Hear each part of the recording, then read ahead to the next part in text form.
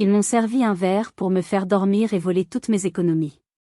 Ils pensaient que j'étais inconsciente, une proie facile dans leur plan diabolique. Mais ce qu'ils ignoraient, c'est que j'étais parfaitement éveillée, allongée sur ce canapé, chaque parcelle de mon être tendu, mon téléphone enregistrant en silence chaque mot de leur trahison. Ce soir-là, ma propre famille, mon sang, a tenté de détruire ma vie pour de l'argent. Ils ne savaient pas qu'ils venaient de se détruire eux-mêmes. Bonjour à tous et bienvenue sur notre chaîne. L'histoire que je m'apprête à vous raconter est la plus douloureuse et la plus sombre de ma vie. C'est l'histoire d'une confiance brisée de la pire des manières. Avant de plonger dans les détails de cette nuit infernale, j'aimerais beaucoup savoir d'où vous nous écoutez. Dites-moi dans les commentaires de quelle ville ou de quel pays vous êtes, et quelle heure il est chez vous en ce moment. Cela crée un lien entre nous, et ce soir, j'ai besoin de me sentir connecté à vous. Maintenant, revenons à cette invitation, ce coup de fil qui a marqué le début de la fin. Le téléphone a sonné un mardi après-midi, alors que le soleil de Lyon filtrait à travers mes fenêtres. J'étais en plein télétravail, plongé dans des lignes de code qui, au moins, avaient une logique, une cohérence. Elle obéissait à des règles. Contrairement à ma famille. Le nom de ma mère, Martine, s'est affiché sur l'écran et mon estomac s'est instantanément noué. Sa voix, quand j'ai décroché, était mielleuse, une douceur forcée qui déclenchait immédiatement toutes mes alarmes internes. « Chloé, ma chérie, comment vas-tu » Cela faisait 3 mois. 3 mois d'un silence de plomb, une punition glaciale pour mon crime impardonnable, avoir dit « non ». Un simple mot de 3 lettres qui avait fait s'écrouler le château de cartes de nos relations toxiques. Ma sœur cadette, Sophie, avait encore des ennuis. Pas les ennuis habituels d'une jeune femme de 25 ans. Non, Sophie jouait dans une autre catégorie. Elle avait contracté une dette de jeu colossale, une somme à 5 chiffres qui menaçait non seulement ses finances, mais aussi sa carrière naissante dans le monde impitoyable de la finance. Et comme toujours, le conseil de famille s'était tourné vers moi, Chloé, la grande sœur sérieuse, la développeuse de logiciels avec un salaire stable. La bouée de sauvetage. La vache à lait. J'avais été ce filet de sécurité pendant plus de 10 ans. J'avais payé la compte pour son premier appartement après qu'elle ait dépensé l'argent que mes parents lui avaient donné. J'avais remboursé le prêt pour sa voiture après qu'elle l'ait accidenté sans être correctement assurée. J'avais financé un projet d'entreprise qui s'était évaporé en quelques mois, ne laissant derrière lui que des factures impayées. Chaque fois, c'était la même histoire, des larmes, des promesses, et le chantage affectif de mes parents. C'est ta sœur, on est une famille, tu en as les moyens, elle non. Mais cette fois, c'était différent. Une dette de jeu. C'était une ligne que je ne voulais pas franchir. C'était financer une addiction, une maladie. Alors, j'avais dit non. Fermement. Calmement. Et l'enfer s'était déchaîné. Mon « non » n'avait pas été perçu comme une limite saine, mais comme une trahison, un acte d'égoïsme monstrueux. Le silence avait été leur première arme. Mais la seconde avait été bien plus vicieuse. Dans leur colère, ma mère avait appelé mon directeur, prétextant une inquiétude soudaine pour ma santé mentale, insinuant que j'étais instable et submergée par le stress. Une tentative claire et nette de saboter ma promotion imminente. Heureusement, mon chef, un homme intelligent et droit, m'a convoqué, m'a raconté l'appel et nous en avons ri, mais la blessure, elle, était bien réelle. Ils étaient prêts à détruire ma carrière pour se venger. Alors, quand ma mère m'a appelé ce mardi-là, avec sa voix sirupeuse, pour m'inviter à dîner, pour mettre les choses à plat, une partie de moi voulait hurler de rire et raccrocher. Mais une autre partie, cette stupide petite fille en moi qui n'avait jamais cessé de chercher leur approbation, a ressenti une minuscule lueur d'espoir. Peut-être qu'ils avaient réfléchi. Peut-être qu'ils regrettaient. Juste nous 4, comme au bon vieux temps, avait-elle ajouté. L'expression m'a fait frissonner. Le « bon vieux temps » était une illusion, une collection de souvenirs soigneusement montés pour cacher les fissures et la pourriture. Pourtant, j'ai accepté. J'ai dit oui. Pourquoi ? Je ne sais toujours pas. Peut-être par lassitude. Peut-être parce que l'idée de couper les ponts pour de bon était encore trop terrifiante. En raccrochant, le silence de mon appartement m'a paru assourdissant. J'ai regardé par la fenêtre, les lumières de la ville qui commençaient à scintiller sur la Saône. Une vague de fatalité m'a envahi. J'aurais dû écouter mon instinct. J'aurais dû refuser. Car comment aurais-je pu deviner que ce dîner n'était pas une main tendue, mais un piège soigneusement et monstrueusement orchestré pour me détruire? Le samedi soir est arrivé trop vite. Tout au long de la semaine, j'avais oscillé entre l'espoir ténu d'une réconciliation et la certitude angoissante que quelque chose n'allait pas. En me préparant, j'ai choisi des vêtements simples, une tenue neutre qui ne prêterait flanc à aucune critique. Devant mon miroir, j'ai essayé de me composer un visage serein, mais mes yeux trahissaient ma nervosité. Je me suis garé devant la maison de mon enfance, dans ce quartier de la Croix-Rousse où chaque pavé semblait connaître mon histoire. La bâtisse en pierre, que les touristes trouvaient si charmante, me paraissait maintenant menaçante sous le ciel crépusculaire. Ses fenêtres éclairées ressemblaient à des yeux qui m'épiaient, qui me jugeaient avant même que j'aie franchi le seuil. J'ai pris une profonde inspiration, l'air frais de novembre piquant mes poumons, essayant de calmer les battements désordonnés de mon cœur. C'est juste un dîner, Chloé, me suis-je répété comme un mantra. Un mantra auquel je ne croyais pas. La porte s'est ouverte avant même que ma main n'ait touché la sonnette. Ma mère se tenait là, un sourire figé sur le visage, un sourire de façade qui n'atteignait pas ses yeux. Ses yeux, eux, étaient froids, vifs, comme ceux d'un prédateur évaluant sa proie. Ma chérie, entre donc, tu nous as tellement manqué, a-t-elle roucoulé d'un ton qui sonnait aussi faux qu'une pièce de 3 €. Son étreinte fut brève, ses bras rigides autour de moi. L'air à l'intérieur était lourd, saturé d'une tension palpable qui contrastait violemment avec l'odeur réconfortante d'un plat qui mijotait. Mon père, Jean-Pierre, était assis dans son fauteuil en cuir usé, le journal Le Progrès, déployé devant lui comme un bouclier. Il a à peine abaissé son journal pour me lancer un « bonsoir » marmonné. Un simple hochement de tête en guise de salut. Pas de câlin, pas de chaleur, pas même un regard franc. Juste ce mur de glace, cette distance polie qui était sa marque de fabrique. Sophie était avachie sur le canapé, son visage blafard illuminé par la lumière bleue de son smartphone. Elle m'a accordé un regard dédaigneux, un balayage rapide de haut en bas, avant de replonger dans son monde virtuel. Le message était on ne peut plus clair, ma présence était une interruption, une nuisance tolérée, pas désirée. Le décor de mon enfance, autrefois familier, me semblait soudain étranger, hostile. Chaque objet semblait imprégné de ressentiment. Le dîner est presque prêt, a annoncé ma mère d'une voix trop enjouée. Je t'ai préparé une petite surprise. Viens voir. Je l'ai suivie à contre-cœur dans la cuisine. Et c'est là que je l'ai vue. Sur le plan de travail en granit, un verre élégant, taillé, était posé, rempli d'un liquide d'un rouge profond, presque sanguin. Du jus de grenade frais, a-t-elle dit fièrement, en posant sa main sur mon bras. Je sais que tu adores ça. Je l'ai pressé moi-même ce matin, juste pour toi. Son insistance était étrange. C'était vrai, j'adorais ça, mais elle ne m'en avait jamais préparé. Pourquoi ce soir? Pourquoi cette attention soudaine et si spécifique après des mois de mépris? J'ai pris le verre, sentant sa fraîcheur contre la paume de ma main moite. Merci, maman. C'est très gentil. Mon malaise grandissait.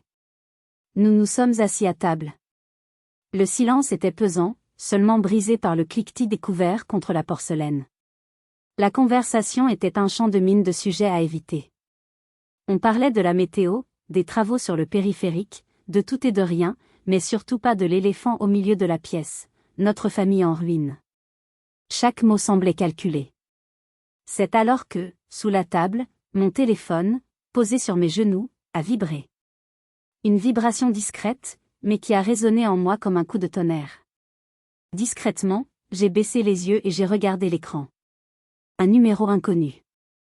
Un seul message, court, direct, urgent. Mon sang s'est glacé dans mes veines. J'ai dû relire les mots 3 fois pour en comprendre le sens terrifiant. Le message disait « Ne bois rien. Sors de là maintenant. » J'ai relevé la tête brusquement, le souffle coupé. Leur visage n'avait pas changé. Ils continuaient leur mascarade. Mais pour moi, tout venait de basculer. La pièce semblait rétrécir, l'air devenait irrespirable. Ce message n'était pas une erreur. Je le sentais au plus profond de moi. Le verre de jus de grenade, si innocent quelques secondes auparavant, me semblait maintenant contenir la mort. Qui m'avait envoyé ça? Et qu'est-ce que cela signifiait vraiment? Les mots sur l'écran de mon téléphone brûlaient ma rétine.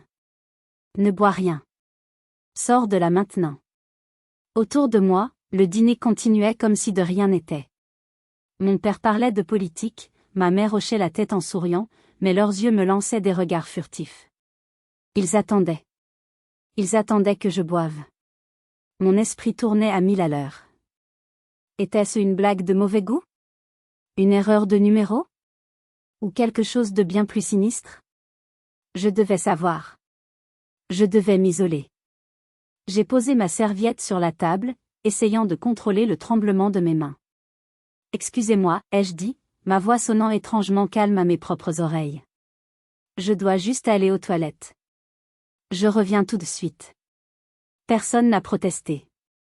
Ma mère m'a même gratifié d'un « bien sûr, ma chérie ».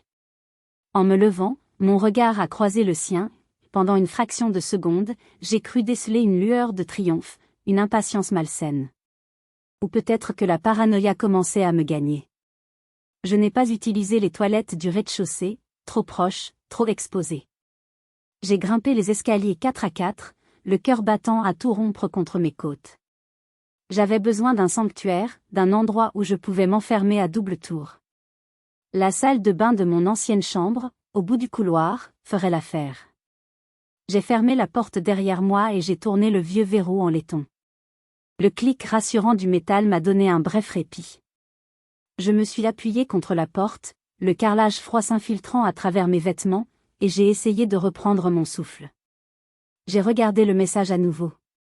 Les majuscules semblaient hurler un avertissement silencieux. L'instinct de survie a pris le dessus sur la peur.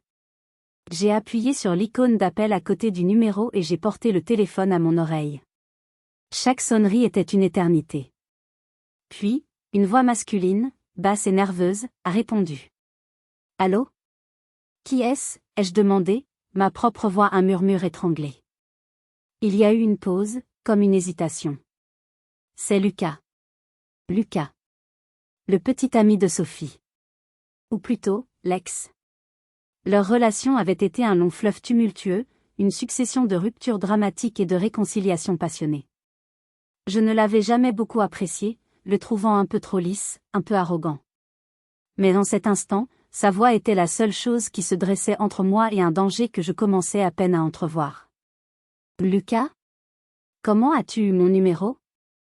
Qu'est-ce qui se passe? » « J'ai toujours eu ton numéro, Chloé. » Sophie l'avait mis dans mon téléphone. « Peu importe, a-t-il dit sèchement.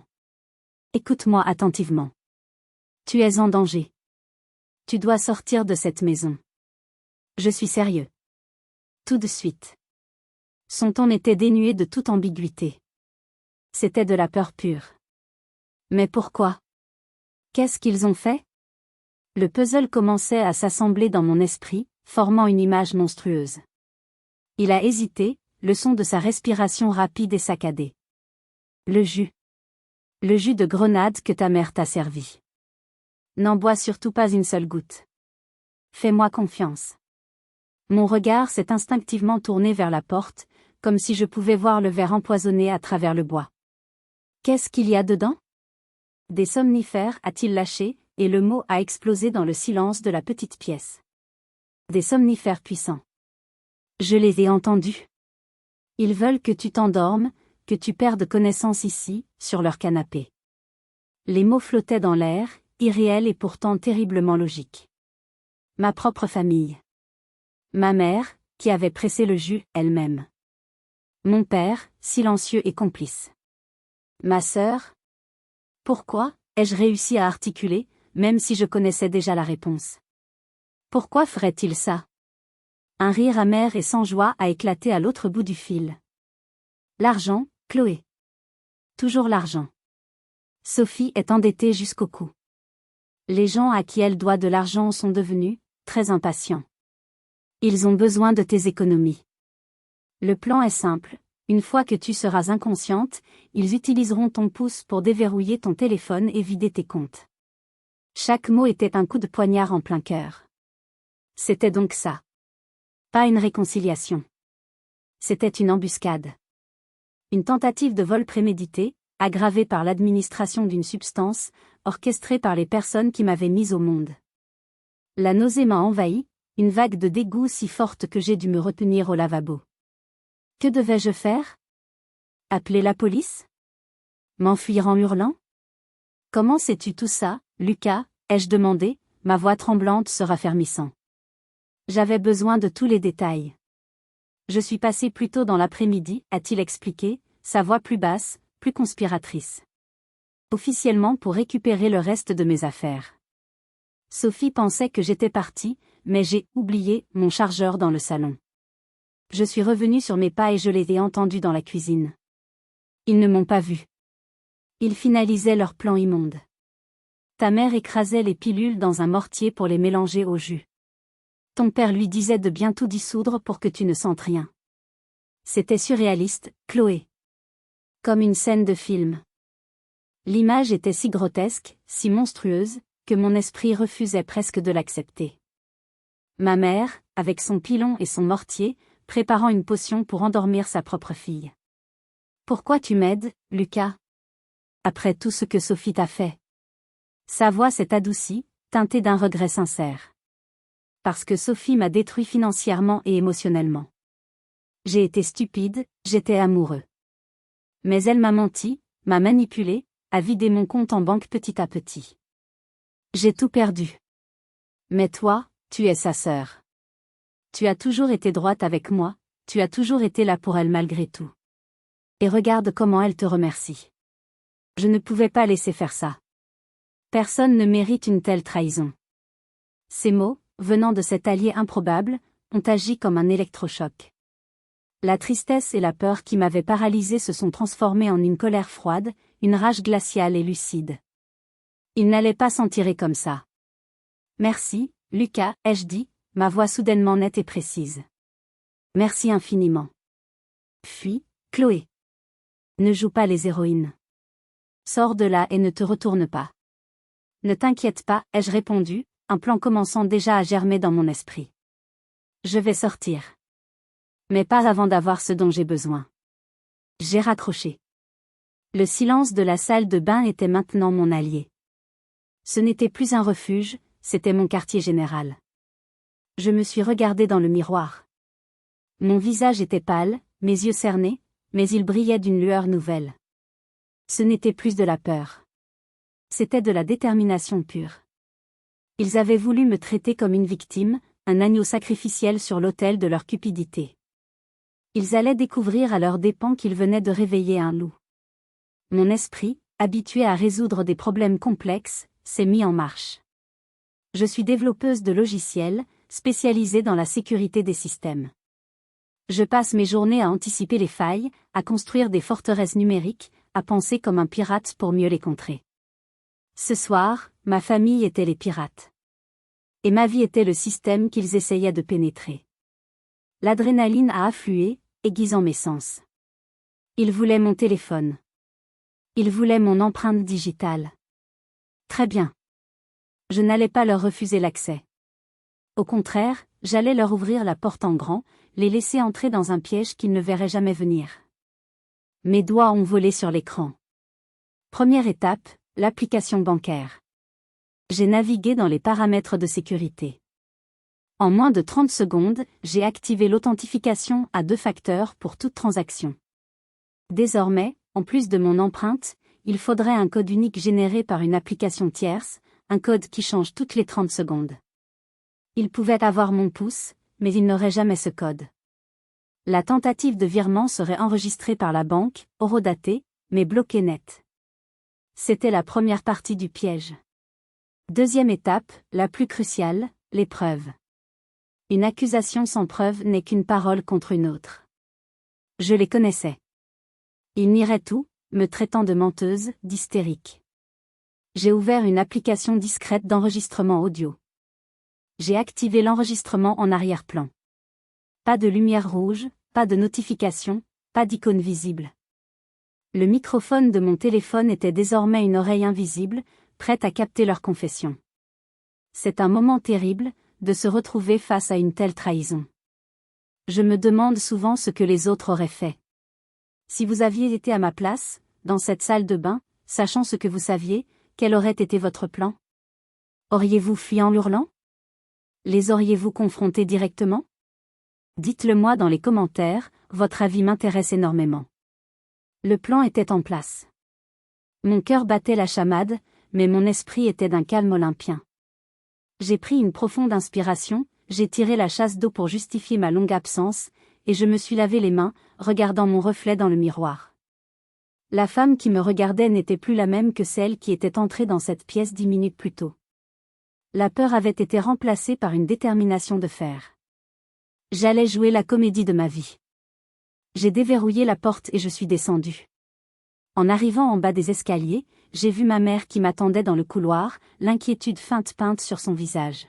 « Tout va bien, ma chérie? Tu as été longue. » On s'inquiétait. « Oui, oui, pardon, ai-je répondu d'une voix que je me suis efforcée de rendre faible. Juste un petit coup de fatigue, je crois que je couvre quelque chose. »« Oh, ma pauvre chérie, a-t-elle dit en posant sa main sur mon front. Tu n'es pas chaude pourtant. Allez, viens finir de manger. » Je suis retournée à ma place à table. Le verre de jus de grenade était toujours là, attendant patiemment. Il me semblait me narguer, scintillant sous la lumière du lustre. J'ai plongé mon regard dans celui de ma mère. C'était un duel silencieux. Elle attendait que je boive. Elle attendait que je tombe dans son piège. Elle ne savait pas que c'était elle qui était sur le point de tomber dans le mien. J'ai pris le verre. Mes doigts se sont refermés autour du verre froid et humide.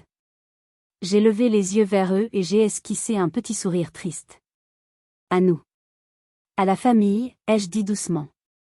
Ma mère m'a rendu mon sourire, un sourire carnassier cette fois, à peine dissimulé. J'ai porté le verre à mes lèvres. J'ai senti l'odeur sucrée de la grenade. J'ai incliné le verre, le liquide froid touchant mes lèvres. Mais je n'ai pas avalé. J'ai gardé le liquide dans ma bouche, puis, dans un mouvement brusque et calculé, j'ai fait semblant de m'étouffer. J'ai toussé violemment, projetant une partie du jus sur la nappe blanche immaculée. Oh, pardon. Je suis tellement désolée. C'est passé de travers, ai-je crié, jouant la panique. L'effet a été immédiat. Ma mère, obsédée par les apparences, a bondi. La nappe.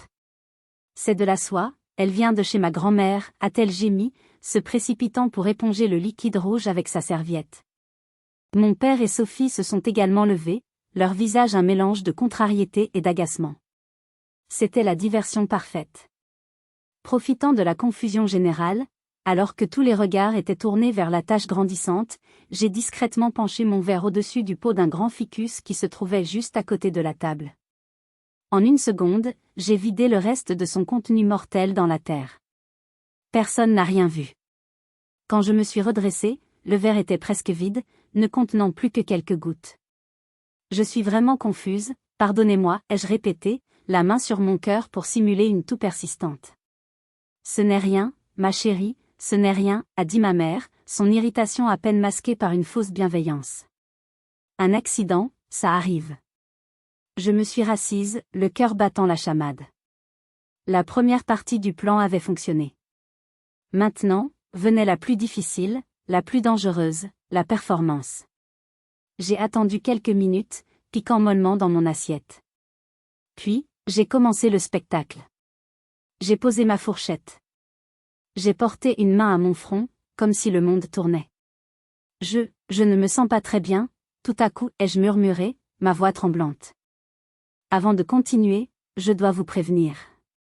Ce qui va suivre est difficile à raconter. La froideur et le calcul dont ma propre famille a fait preuve ce soir-là me hantent encore. Assurez-vous d'être bien installé, car la trahison que j'ai vécue dépasse l'entendement. Ils m'ont conduite jusqu'au salon. Mon père a poussé quelques coussins pour me faire de la place sur le grand canapé en cuir. Je me suis effondrée dessus, laissant mes membres devenir mous, ma tête tombant lourdement en arrière. Ma mère a retiré mes chaussures avec un geste presque tendre qui m'a révulsée. « Repose-toi un peu, ma chérie. Ça va aller mieux, a-t-elle susurré à mon oreille. J'ai fermé les yeux, plongeant le monde dans l'obscurité. Le rideau était levé. Le deuxième acte de cette tragédie familiale était sur le point de commencer. Allongé sur ce canapé, les yeux fermés, j'ai mobilisé chaque fibre de ma concentration. Chaque son était amplifié, chaque sensation exacerbée. Je n'étais pas une victime inconsciente, j'étais un capteur humain, enregistrant tout. Le tic-tac de la vieille horloge comtoise dans le couloir semblait rythmer les battements de mon propre cœur. Le bourdonnement lointain du réfrigérateur dans la cuisine, le crépitement du feu dans la cheminée. Et puis, des bruits de pas feutrés sur le tapis, se rapprochant. Ils revenaient, les vautours qui tournaient autour de leur proie. J'ai gardé ma respiration régulière, lente et profonde, imitant le sommeil. C'était un exercice de contrôle de soi extrême. Mon corps hurlait de se lever et de fuir, mais ma volonté le maintenait cloué sur place. J'ai senti une présence au-dessus de moi, une ombre qui bloquait la lumière tamisée de la pièce. J'ai perçu le parfum floral et entêtant de ma mère, un parfum que j'associais autrefois à la sécurité et qui maintenant sentait la trahison. Elle dort ? C'était sa voix, un murmure à peine audible, vibrant d'une excitation contenue. Une autre voix, celle de Sophie, plus proche encore, presque à mon oreille. Oui, profondément. Le somnifère a fait effet. Regarde, elle ne bouge pas du tout. Sa respiration est lente. J'ai senti un doigt effleurer ma joue, un geste que je connaissais bien, celui que ma mère faisait pour voir si j'avais de la fièvre quand j'étais enfant. Mais ce n'était pas la main de ma mère. C'était celle de Sophie. J'ai réprimé un frisson de dégoût. C'était un contact froid, clinique, comme si j'étais un objet, une chose à examiner, à tester. Bien, a dit la voix grave de mon père, qui se tenait un peu plus en retrait. Faisons ça vite. Je n'aime pas ça. C'est sordide. Un mensonge pathétique. S'il n'aimait vraiment pas ça, il aurait tout arrêté. Sa lâcheté était peut-être encore plus méprisable que leur cupidité active. Il était là, complice silencieux, observant sa femme et sa plus jeune fille s'apprêter à piller l'aîné.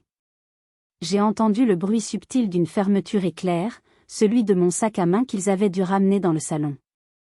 Puis le son encore plus reconnaissable de mon téléphone qu'on sortait de sa poche intérieure. Mon cœur a fait un bond dans ma poitrine, mais mon corps est resté aussi inerte qu'une pierre. Le plan fonctionnait. Ils avaient mordu à l'hameçon. Donne, a ordonné Sophie. Il y a eu un léger bruissement de tissu, puis le silence. J'imaginais la scène dans l'obscurité de mes paupières closes, Sophie tenant mon téléphone, l'écran éteint, le Graal à portée de main. Le moment de vérité approchait. Puis, j'ai senti des doigts froids et hésitants se refermer sur ma main droite, celle qui reposait sur mon ventre. C'était Sophie. Ses doigts étaient moites, tremblants. De nervosité ? D'excitation ? Peut-être les deux. Elle a soulevé ma main avec une précaution infinie, comme si elle manipulait un explosif. Elle a cherché mon pouce, l'a isolé des autres doigts avec une concentration macabre. Le contact de sa peau contre la mienne était une torture.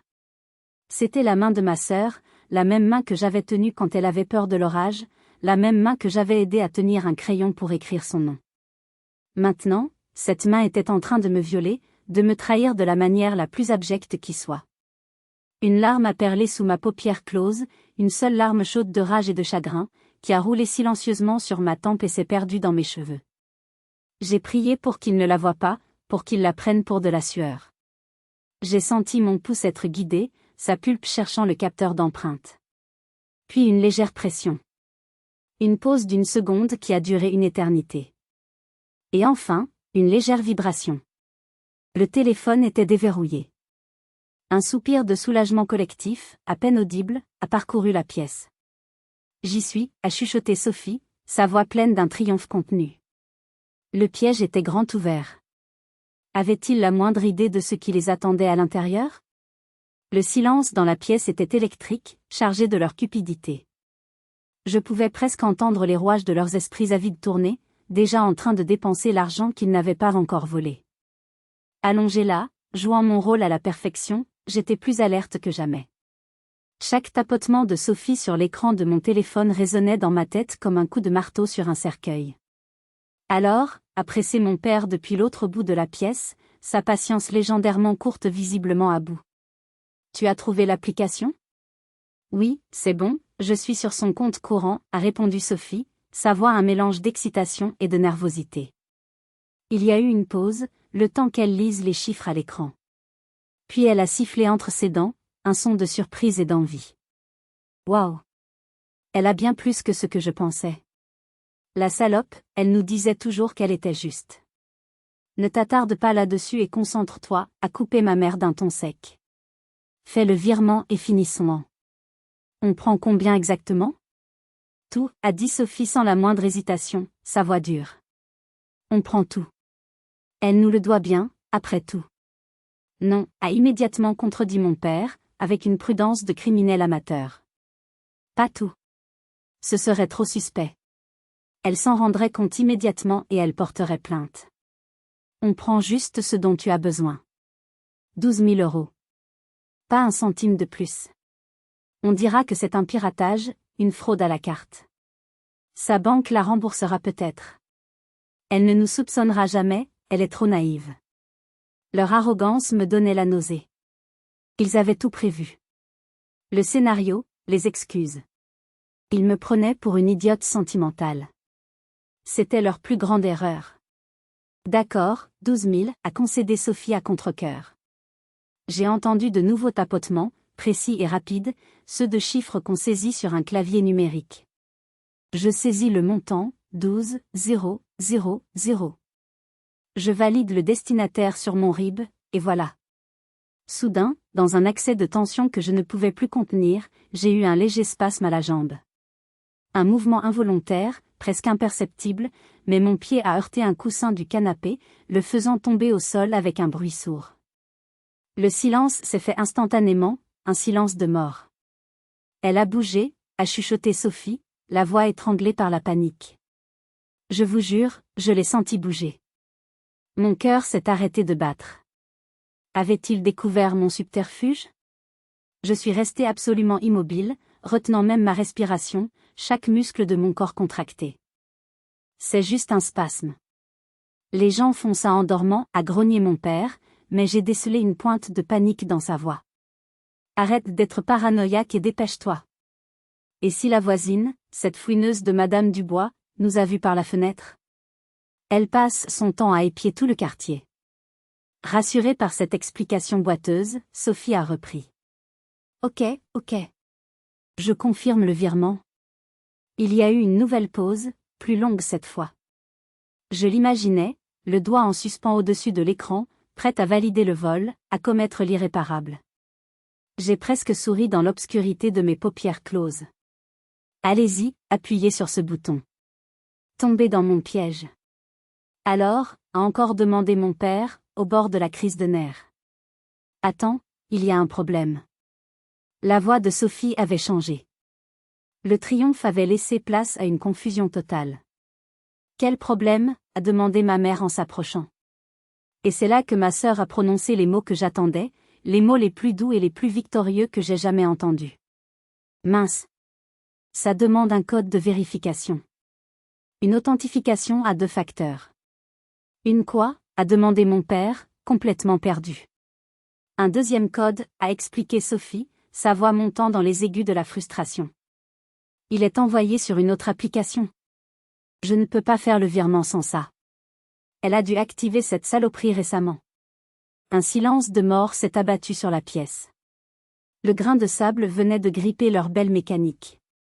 Ils se heurtaient à une forteresse numérique que j'avais bâtie en quelques minutes, dans une salle de bain. Ils étaient piégés. Et le pire pour eux, c'est qu'ils ne le savaient même pas encore. Leur défaite était palpable. L'énergie dans la pièce avait basculé de l'anticipation avide à une frustration amère et à une peur grandissante. Le silence était lourd, rempli de leurs pensées confuses et de leur déception. Alors, on fait quoi maintenant? A finalement demandé Sophie, sa voix un gémissement d'enfant contrarié. Je ne peux rien faire. Tout est bloqué. Et c'est autre chose, a suggéré ma mère, refusant d'admettre l'échec. Le compte épargne, le livret A, n'importe quoi. J'ai déjà essayé, maman, a rétorqué Sophie, la colère remplaçant la frustration. C'est pareil pour tous les comptes. Tout est verrouillé par cette saleté de vérification. C'est impossible. Elle a dû se douter de quelque chose. Ne dis pas de bêtises, a coupé mon père d'une voix sèche et basse. Son ton de chef de famille reprenait le dessus face à la panique. Elle ne se doute de rien. Elle dort comme une masse. C'est juste de la malchance. Maintenant, remets immédiatement ce téléphone dans son sac. Et n'y touche plus. On n'a rien vu, rien fait. Compris? Cette conversation n'a jamais eu lieu. Mais mon argent? A commencé Sophie, sa voix suppliante. Il n'y a pas d'argent, a-t-il sifflé, sa voix à un murmure menaçant. Le plan a échoué. C'est terminé. Maintenant, il faut limiter les dégâts et faire comme si de rien n'était. J'ai entendu le bruit de mon téléphone qu'on glissait à nouveau dans mon sac à main, puis le zip qu'on refermait. J'ai entendu leurs pas qui s'éloignaient, retournant vers la salle à manger, me laissant seul dans le salon, allongé sur le canapé, entouré par les débris invisibles de leur plan raté. Je suis resté immobile encore 10 longues minutes, leur laissant le temps de se recomposer, de reconstruire leur façade de normalité, de se mettre d'accord sur la suite de leur pièce de théâtre. Puis, j'ai commencé mon propre spectacle, celui du réveil. J'ai émis un léger grognement, comme quelqu'un qui sort d'un sommeil profond. J'ai bougé lentement, étirant un bras, puis l'autre, comme si mes membres étaient lourds et engourdis. J'ai ouvert les yeux en clignant plusieurs fois, feignant la confusion face à la lumière tamisée du salon. Je me suis redressé sur un coude, passant une main dans mes cheveux en désordre. Oh là là, qu'est-ce qui s'est passé? Je crois que je me suis endormie. Ma voix était rauque, pâteuse. Ils sont revenus du salon comme des acteurs attendant leur réplique, leurs visages des masques d'innocence et d'inquiétude. Ma mère s'est précipitée à mes côtés.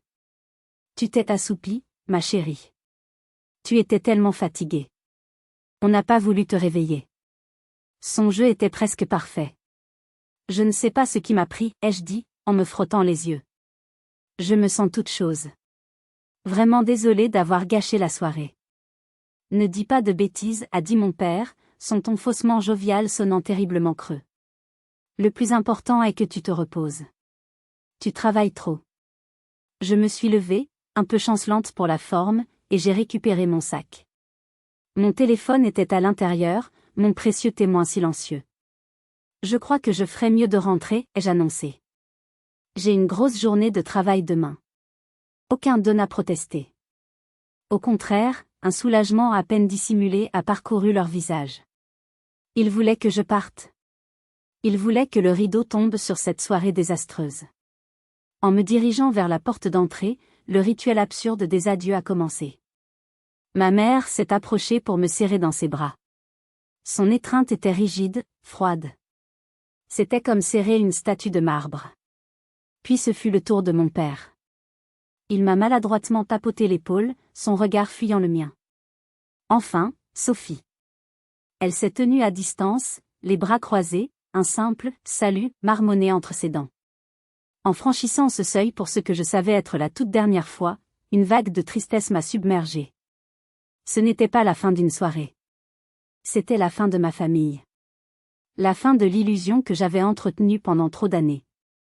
Je suis montée dans ma voiture.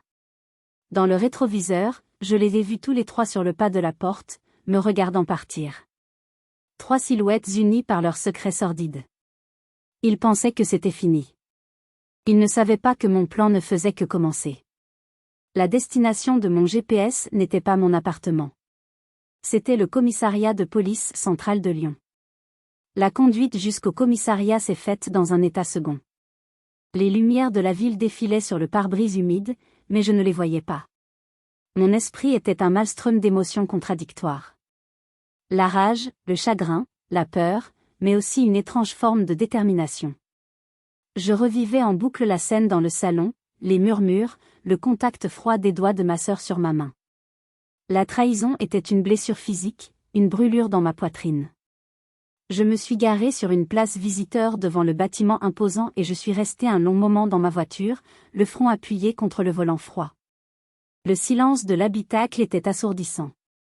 Une partie de moi, la partie qui avait été conditionnée pendant 28 ans, hurlait de faire demi-tour, de rentrer chez moi, d'oublier. C'est ta famille, tu vas tout détruire, le linge sale se lave en famille.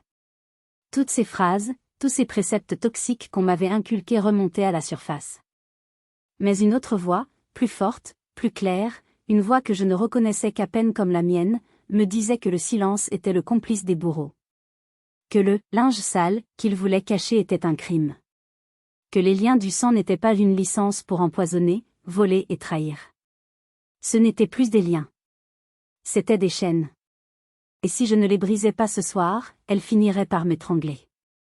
J'ai pris mon téléphone, mon arme, ma preuve, et je suis sorti de la voiture. L'air froid de la nuit m'a saisi, mais il a aussi clarifié mes idées. J'ai marché d'un pas décidé vers les portes vitrées du commissariat. L'accueil était impersonnel et sentait le désinfectant et le café froid. Une femme d'une 50aine d'années, l'air fatiguée par une longue nuit de service, était assise derrière une vitre en plexiglas. « C'est pourquoi ?» a-t-elle demandé d'un ton monocorde, sans même lever les yeux de son écran. « Je voudrais déposer une plainte, ai-je dit, ma voix plus ferme que je ne l'aurais cru. »« Pourquoi ?» a-t-elle répété, son ton dénué de toute émotion. J'ai pris une profonde inspiration. Pour tentative d'empoisonnement, administration de substances nuisibles sans consentement et tentative de vol en réunion. Là, j'ai eu toute son attention. Elle a levé les yeux, ses sourcils se fronçant. Elle a examiné mon visage, mes vêtements, cherchant sans doute les signes d'une affabulatrice ou d'une déséquilibrée. Elle n'a dû voir qu'une jeune femme épuisée mais déterminée. Asseyez-vous là-bas, sur la banquette. Un officier va venir vous chercher. J'ai attendu ce qui m'a semblé une éternité sur une chaise en plastique inconfortable, le bruit du néon au-dessus de ma tête comme seule compagnie. Finalement, une femme policier, la quarantaine, l'air compétent et sérieux, est venue me chercher. Mademoiselle Chloé Martin ? Suivez-moi. Elle m'a conduite dans un petit bureau sans fenêtre, avec une table en métal et 2 chaises. Je suis le lieutenant Valérie Dubois, a-t-elle dit en s'asseyant en face de moi. Racontez-moi ce qui s'est passé, depuis le début, sans rien omettre. Et j'ai tout raconté. L'historique familial, la dette de ma sœur, l'invitation, le jus de grenade, le message de Lucas, mon plan, la scène sur le canapé. Je parlais d'une voix neutre, factuelle, comme si je faisais un rapport technique. Le lieutenant Dubois m'écoutait attentivement, prenant des notes sur un calepin, sans m'interrompre, son visage une étude de concentration. Quand j'ai eu fini, elle m'a regardé longuement, ses yeux perçants semblant sonder mon âme. C'est une accusation extrêmement grave, mademoiselle. Surtout dirigée contre vos parents et votre sœur. Vous comprenez les conséquences ? Avez-vous la moindre preuve matérielle de ce que vous avancez ? C'était le moment que j'attendais. Oui, ai-je dit. J'ai tout enregistré. J'ai sorti mon téléphone. J'ai trouvé le fichier audio et j'ai appuyé sur « Play ». Le silence du bureau a été rompu par la voix de ma mère. Elle dort ? Le lieutenant Dubois s'est penché en avant, son visage se durcissant à chaque mot. Elle a écouté l'intégralité de l'enregistrement. Leur plan, leur mépris, leur panique. Tout y était. Quand l'enregistrement s'est terminé, un long silence s'est installé. Elle a relevé la tête, son expression avait changé. Le scepticisme professionnel avait laissé place à une conviction glaciale. Je vois, a-t-elle dit simplement. Nous avons tout ce qu'il nous faut. Rentrez chez vous et ne les contactez sous aucun prétexte. Nous prenons le relais. En sortant, je savais que j'avais fait le bon choix. J'avais choisi la justice plutôt que le silence. Les 2 jours qui ont suivi ont été d'un calme irréel. Un calme avant le déferlement du chaos. Je me suis terré dans mon appartement, travaillant à distance, le ventre noué, sursautant à chaque notification de mon téléphone. Je savais que l'étau se resserrait autour d'eux. Je savais que la police allait les contacter. Je ne savais juste pas quand le barrage allait céder. La tempête a éclaté le mardi matin, 48 heures après ma déposition. Mon téléphone a commencé à vibrer sans interruption, comme s'il avait une crise d'épilepsie. Un barrage de messages, d'appels manqués, de notifications vocales. La meute était lâchée. D'abord, ma mère.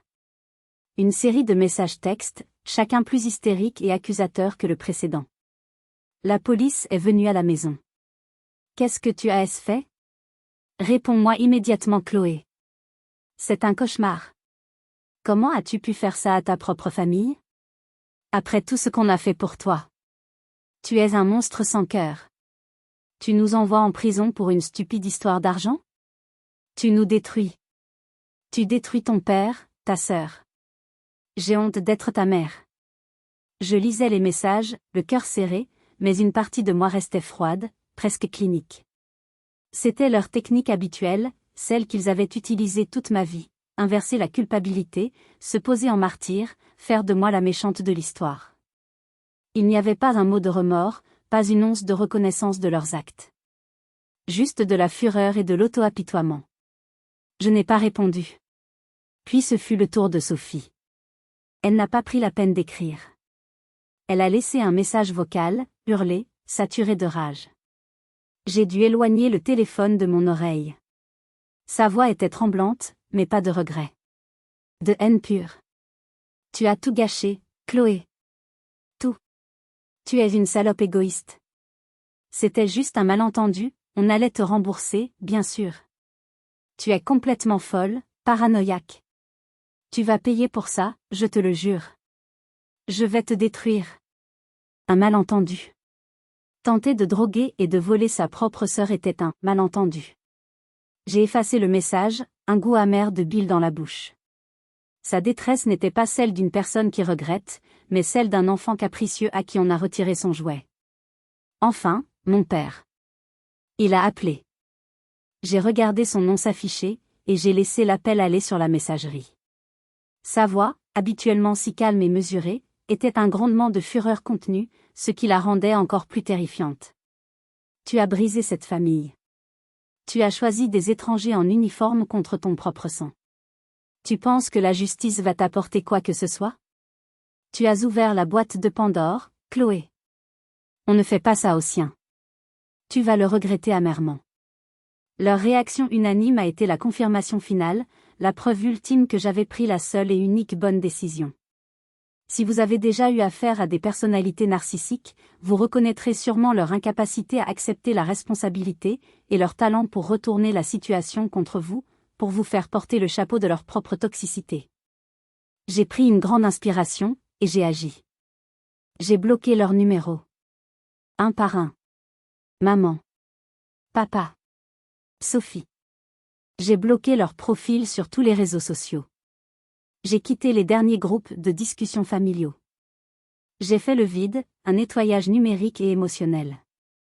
Puis, je leur ai envoyé un dernier message, un message groupé, avant que le blocage ne soit total. Un message court, factuel, final. Vous m'avez drogué. Vous avez tenté de me voler. Ce n'est pas une affaire de famille, c'est un crime. Assumez-en les conséquences. Adieu. Appuyer sur « Envoyer » a été un acte d'une violence et d'une libération inouïe. Le cordon était coupé. Pour de bon. J'étais seule, orpheline de parents vivants, mais pour la première fois de ma vie, je me sentais libre. La bataille juridique n'était que le début, mais la bataille pour mon âme, la plus importante, je venais de la gagner. Face à l'enregistrement audio, une preuve irréfutable et accablante, leur ligne de défense s'est effondrée comme un château de cartes sous la pluie. Leur avocat, un homme pragmatique, leur a rapidement fait comprendre qu'un procès serait un suicide judiciaire. Nier les faits était impossible. Leur seule option était de plaider coupable en espérant la clémence du tribunal. Le procès a été une procédure rapide et sans âme, une formalité humiliante pour eux. Je n'ai pas eu besoin d'y assister. Mon avocat m'avait conseillé de ne pas m'infliger cette épreuve. Mon témoignage écrit, corroboré par les relevés bancaires prouvant la tentative d'accès à mes comptes, bien sûr, l'enregistrement audio, ont suffi. Le procureur a utilisé des extraits de l'enregistrement lors de son réquisitoire. Entendre, même rapporté par mon avocat, les mots de ma mère, de ma sœur, résonner dans une salle d'audience, a été une expérience étrange et profondément triste. Le verdict est tombé, 1 an de prison avec sursis pour chacun d'eux, une amende substantielle à payer solidairement, des travaux d'intérêt général, et l'obligation de suivre un stage de citoyenneté. Le juge a ajouté, à ma demande, une ordonnance restrictive stricte m'interdisant de m'approcher ou de me contacter de quelque manière que ce soit pendant 5 ans. Ce n'était pas la prison ferme, mais la honte publique et le casier judiciaire étaient, à bien des égards, une peine bien plus durable. La justice avait officiellement reconnu leur crime. Le mot « victime » était désormais associé à mon nom, et le mot « coupable » au leur. Les mois qui ont suivi ont été une période de reconstruction lente et douloureuse. J'ai suivi une thérapie pour m'aider à gérer le traumatisme, la colère, et surtout le deuil. Car c'était un deuil. Le deuil de la famille que j'avais cru avoir, ou que j'aurais désespérément aimé avoir. J'ai appris à faire la différence entre la famille que l'on subit et celle que l'on choisit. Les nouvelles de « l'autre côté » me parvenaient par bribes, par l'intermédiaire de tantes et de cousins éloignés qui, après avoir entendu l'histoire, m'appelaient maladroitement pour « prendre de mes nouvelles », leur curiosité malsaine à peine masquée par une fausse compassion. J'ai appris ainsi qu'ils avaient dû vendre la maison de la Croix-Rousse, la maison de mon enfance, ce symbole de leur statut social, pour payer les frais de justice et l'amende. L'argent, la racine de tout ce mal, était aussi la conséquence de leur chute. L'ironie était aussi cruelle que satisfaisante. Un après-midi d'automne, environ 1 an après les faits, je faisais mes courses au Monoprix près de mon nouveau travail. En attendant à la caisse, mon regard a été attiré par une employée qui rangeait des articles dans un rayon. Je l'ai reconnue instantanément. C'était Sophie. Elle était méconnaissable. Elle portait l'uniforme du magasin, un polo et un gilet sans âme qui semblait trop grand pour elle. Elle avait l'air épuisée, ses traits tirés, ses cheveux blonds autrefois si soignés étaient ternes et attachés en une queue de cheval négligée. Elle avait perdu cette arrogance, cette assurance qui la caractérisait. Elle semblait vide. Vaincue. Sa carrière prometteuse dans la finance, pour laquelle elle était prête à empoisonner sa propre sœur, avait volé en éclats à cause de son casier judiciaire. Nos regards ne se sont pas croisés. Je ne sais pas si elle m'a vu. Je me suis caché derrière un autre client, le cœur battant. Je n'ai ressenti ni haine, ni joie mauvaise. Juste une profonde et immense tristesse. Le gâchis. Tout ce gâchis, pour 12 000 €. J'ai payé mes articles et je suis parti sans me retourner. C'était la dernière fois que je la voyais en personne. Et c'était mieux comme ça. Aujourd'hui, plusieurs années ont passé. La paix que j'ai trouvée n'est pas une absence de souvenirs, mais une acceptation sereine du passé. Les cicatrices sont toujours là, bien sûr, mais elles ne font plus mal. Elles sont le rappel silencieux de la bataille que j'ai menée et que j'ai gagnée. Mon appartement surplombant la Saône est devenu mon sanctuaire, un lieu où je me sens en sécurité, un lieu qui est à moi et à personne d'autre. Chaque matin, je regarde le fleuve couler, imperturbable, et cela me rappelle que la vie continue, que les courants peuvent être violents, mais qu'ils finissent toujours par mener à des eaux plus calmes et plus larges. Je n'ai plus aucun contact avec eux. L'ordonnance restrictive a expiré depuis longtemps, mais le mur que j'ai construit entre eux et moi est bien plus solide que n'importe quel document juridique. C'est un mur de protection, un mur de respect de soi, bâti avec les briques de l'amour-propre et le ciment de l'expérience. Je sais qu'ils vivent toujours à Lyon, dans un appartement plus petit, dans un quartier anonyme. C'est tout ce que je sais, et c'est tout ce que je veux savoir. Parfois, la tristesse refait surface, au détour d'une photo de fête de famille que je vois sur les réseaux sociaux d'amis, ou pendant la solitude particulière des fêtes de fin d'année. C'est le fantôme de la famille que j'aurais dû avoir, une famille basée sur l'amour inconditionnel et le soutien mutuel, pas sur l'exploitation et la manipulation financière. Je laisse la tristesse venir, je l'accueille comme une vieille connaissance, je reconnais sa présence, puis je la laisse repartir. Elle ne me définit plus. Elle n'a plus de pouvoir sur moi. Mon travail, autrefois un simple gagne-pain, est devenu une véritable passion. J'ai obtenu ma promotion, et plusieurs autres depuis. Je dirige maintenant ma propre équipe de développeurs, et je m'efforce de créer un environnement de travail sain et respectueux, tout ce que je n'ai jamais vu dans ma famille. Mon expérience m'a rendue plus forte, plus résiliente, mais aussi plus empathique envers les autres. Je sais reconnaître les signes de la manipulation et de la toxicité, et je n'hésite plus à poser des limites claires et saines, dans toutes mes relations, qu'elles soient professionnelles ou personnelles. J'ai appris une leçon fondamentale et douloureuse, parfois, le lien du sang n'est qu'une excuse pour justifier l'injustifiable. La vraie famille, ce n'est pas forcément celle où l'on est, mais celle que l'on choisit. C'est celle qui nous élève, qui nous protège, qui nous aime pour ce que nous sommes, et non pour ce que nous pouvons donner. Je construis lentement ma propre famille de cœur, faite d'amis chers et de relations sincères. Ce n'est pas facile, et la confiance est quelque chose que j'apprends à donner à nouveau, petit à petit.